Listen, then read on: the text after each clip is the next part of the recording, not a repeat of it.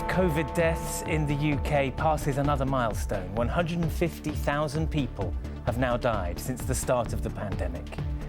Scientists say booster jabs are the best way to keep that number from growing further. And among those who have lost loved ones to the virus, there's anger that some still avoid the vaccine. When I see history repeat itself, I'm like, why? Why have we not learnt lessons? And why are people dying needlessly? Also tonight, Novak Djokovic confirms he had COVID in December, and that was why Australia agreed to let him in. The government promises help for more flat owners facing huge bills to make their buildings fire safe. In FA Cup action, Millwall score first, but then lose against Crystal Palace, and ground control to Major Tom. On David Bowie's 75th birthday, his bandmates and famous fans prepare a 24-hour live tribute. I think in 500 years, 1,000 years, 2,000 years, like we know Michelangelo and Da Vinci, we'll know David.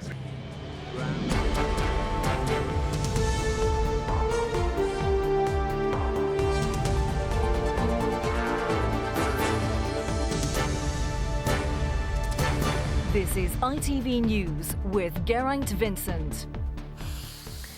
Good evening. It's been confirmed that more than 150,000 people in the UK have now died with COVID-19.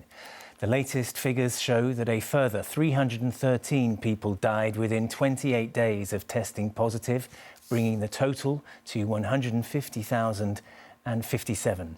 The milestone was passed as scientists told the government that the best hope for keeping cases and deaths down is for more of us to have the third booster jab. That would also help a struggling NHS, which is now considering bringing medical students in to help with chronic staff shortages. Sam Holder has the latest.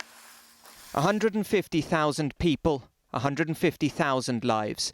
Roughly the same as the entire population of Oxford. The toll of COVID-19 in the UK. Behind the statistics, many more hundreds of thousands left grieving. Saira is a hospital clinical lead, working 7-day weeks to help cope with NHS pressure. Just over a year ago, when hospitals were also struggling, she lost her father to COVID. It happened to my dad. I can't, it's really, really painful. I think that had he been seen sooner, had he been given the treatment sooner, he wouldn't have suffered like he did. When I see history repeat itself, I'm like, why? Why have we not learnt lessons? And why are people dying needlessly? Britain is now the 7th country in the world to reach the grim milestone. It's not enough to say to those families that we will learn lessons. We also have to look ahead and recognise that we mustn't make the same errors that we've made this time. We must learn about how we cope better in the future. This is not going to be the last pandemic. With cases rising and double the number of normal staff sickness, the NHS is struggling to cope during this pandemic. Over the next few weeks, the NHS faces a very challenging situation and in some ways will not be able to provide the kind of level and range of service that we would normally want to. We've said that we might want to consider, just as a short-term expedient, having nursing or medical students work on the ward, but fourth boosters have been ruled out for the time being. The focus is on getting people their first, second or third. But at this centre in Kent, they've seen a big drop in demand since Christmas. Some hubs are warning vials could go to waste. It is, of course, vaccines which have helped slow down the number of deaths over the past year. But still, since January, there have been 50,000 people lose their lives in the UK. Sam Holder, ITV News. Novak Djokovic's lawyers attempted to provide some clarity today as to why he thought he could enter Australia unvaccinated. They say the world number one had COVID in December, which qualified him for a vaccine exemption. But their statement raised further questions after photos emerged which appear to show Djokovic maskless and in public the day after his positive test. Martha Fairley reports. Outside the Melbourne immigration facility where Novak Djokovic has spent 3 days, his supporters are in good spirits, no doubt encouraged by details that have emerged in court papers filed today. They show the 9 times Australian Open winner tested positive for COVID on the 16th of December and has recovered. That, they claim, is the basis of his medical exemption, entitling the Serb to a visa. A court on Monday will decide if he should be deported. Mr. Djokovic's lawyers have a compelling case that the law is defective and the interpretation of the law is wrong. And Mr. Djokovic should be able to play in the tennis championships. In Belgrade, they believe their tennis hero is trapped in a shameful game of politics. His parents leading the chant of his nickname Nole, we love you, in a demonstration on the steps outside the house of the Serbian National Assembly. But it's still not clear exactly when Djokovic found out he had COVID. On the 16th of December, the day the court papers say his positive test was recorded, he was maskless at this ceremony, while the next day social media posts show him posing for photos with young fans at his tennis centre in Belgrade. And in a leaked video intended for Tennis Australia's own staff, the Open Tournament's director noted that with the exception of Djokovic and one other, they'd managed to get more than 2,500 players and their staff into the country. There's a lot of finger pointing going on and a lot of blaming going on, but I can assure you our team has done an unbelievable job and have done everything they possibly could according to all the instructions that they have been provided. That other player, Czech Renata Verakova, is thought to have left the detention facility in a van earlier today. Her destination unknown. Djokovic, meanwhile, remains behind these walls, his freedom to play in the hands of the court. Martha Fairley, ITV News. The government is expected to help more flat owners who are facing huge bills to remove unsafe cladding. A height restriction will be lowered to allow those in smaller blocks of flats to get help, as those in taller buildings already can. And the government wants developers to foot the bill, but campaigners say that still won't be enough to cover all the costs of making buildings safe. Here's our political correspondent, Carl Dinnan. The cost of the post-Grenfell cladding crisis has been more than financial. It has caused huge stress to people living in buildings which need to be fixed at great cost. On Monday, the government's expected to announce plans to fund the removal of cladding from buildings between 11 and 18 metres tall, which are excluded from the current system of grants. It would mean immense relief in that we're going to be given some sort of safety in our homes. We're going to be given some sort of security that we're not being pursued financially. It would give us peace of mind. Housing Secretary Michael Gove is not expected, however, to offer taxpayer funding. Rather, it's thought he will try to pressure developers into providing the money. But campaigners say he's going to have to force them. Some developers have put up some money, but kind words or harsh words are not going to do anything. Legally, they are not obliged to pay, so we need legislation to make them do the right thing, because voluntarily they are not going to. In a statement, the Home Builders Federation said whilst house builders are committed to playing their part, there are many other organisations involved in the construction of affected buildings. Other parties should be involved in remediation costs, not least material manufacturers. Some MPs think the government should now pay the initial costs, then recoup them. The government are getting there, but the Treasury rightly have to look after the public finances. But I would argue with the Treasury, and I'm very happy to see the Chancellor and explain it to him, that making sure that the money is provided is different from saying who pays in the end. And the new plan doesn't seem to address the many fire safety problems beyond cladding.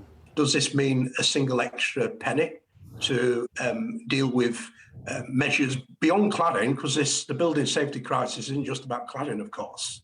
It's about missing fire breaks, it's about wooden balconies. It won't give them an extra penny. The government's plans are expected to be announced in full on Monday. Carl Dinnan, ITV News. Security forces in Kazakhstan appear to have reclaimed the streets after days of anti-government protests. Russian troops have arrived in the country to help put down the demonstrations, but the country's president has said what he describes as terrorist attacks are still happening and has told his own soldiers to shoot to kill. The unrest was sparked after a surge in gas prices. Next, the world's most advanced telescope took another leap forward this afternoon as its mirrors were unfolded 1 million miles from Earth. NASA's James Webb Observatory is the successor to the Hubble Space Telescope, and today marked the final stage of preparations before its mission can properly begin. Robert Moore reports from the United States. That command line looks good. You are good to continue. This was the moment that astronomers from all over the world and the space engineers of NASA had been waiting for. It's going to be momentous when it finally comes into position. This visualization, based on real-time data coming from 600,000 miles away, showed the final part of the telescope's mirror unfolding and locking into place. We have reached the end of deployment. No wonder in the control room back on Earth, the team was clapping and doing high fives. And liftoff. It was on Christmas Day from the rainforest of French Guiana that the James Webb Space Telescope had been launched. Punching a hole through the clouds. The ride to space was flawless. So too its release. Séparation Webb Space Telescope. Go Webb! On its million-mile journey to its position. This was the last camera view of Webb before the complex choreography of its unfolding. Now that process is almost complete, and after careful calibration of the observatory, by the summer it will gaze deep into space and far back into time. The size of a mirror allows us to collect more light from fainter objects, a chance to see the universe as it was perhaps only a couple 100 million years after the start, after the Big Bang. Webb is the successor to Hubble that brought us these extraordinary images. The new telescope is 100 times more powerful, and there are high hopes it will make discoveries and provide revelations for years to come. Robert Moore, ITV News, in the United States. In sport, it's FA Cup third round weekend when the smaller clubs tried to pull off famous victories against the bigger ones, and it was an embarrassing day for Newcastle, the richest club in the world, who lost 1-0 at home to League One's Cambridge United, a club 2 divisions below them. And non-league Kidderminster Harriers pulled off a shock win against Reading of the Championship, who are 4 divisions above them. But Premier League Crystal Palace avoided their banana skin with a battling victory at Millwall. Chris Scudder was watching. Into the Lions' Den, and Premier League royalty from the Palace must have known Millwall would not have been rolling out the red carpet on a foul day. But that didn't stop goalkeeper Jack Butland making a real hash of a simple task. Taking a chance and taken in by Afobe. A kick to the goal from Millwall, who are in front inside 17 minutes.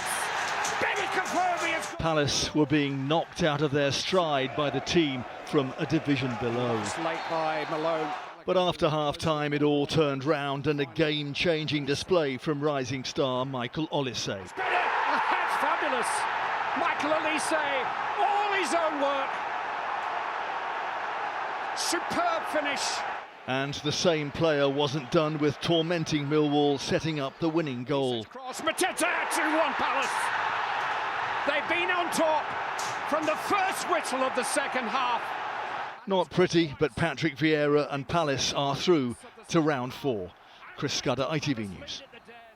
And police are investigating allegations of racial abuse directed at former England star Ashley Cole during an FA Cup third round tie. Cole was part of the ITV broadcast team for the Swindon Town and Manchester City match.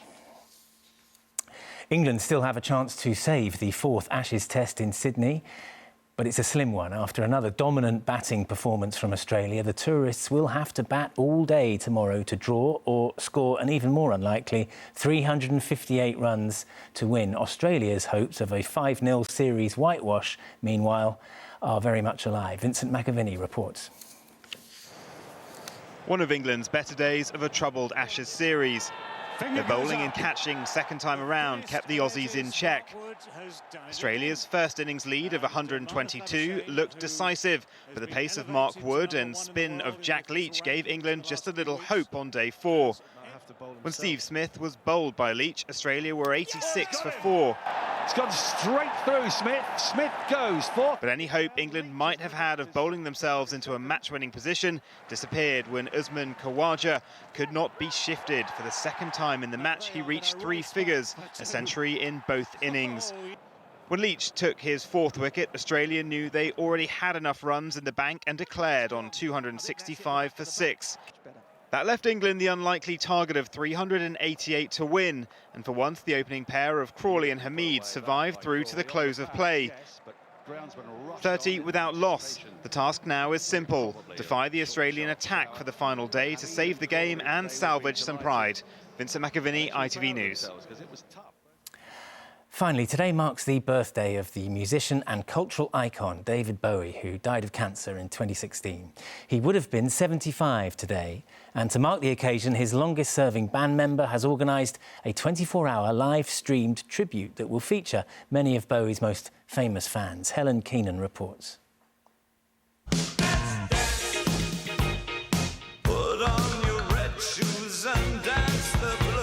The master of reinvention. Ground control to Major Tom.